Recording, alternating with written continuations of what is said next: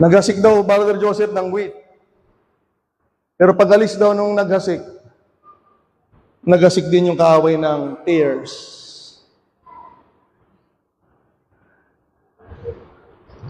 Alam niyo ba yung wheat and tares? Pag tinignan niyo sila, they are almost identical, mga kapatid.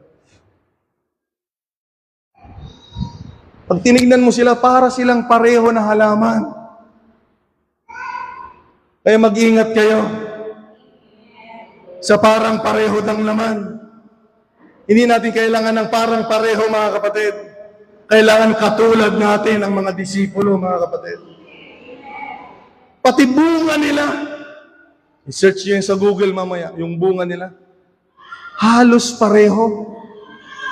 Kaya kapag wala kang alam, akala mo, yung hinasik sa yung binhi ay tama. Yun pala, galing sa kaaway, mga kapatid. Amen. Inuulit ko ito.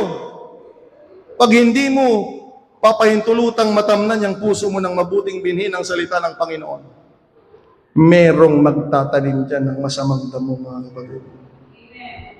Tapos magtataka, bakit ganito na ako? Ba't ganito na yung buhay ko?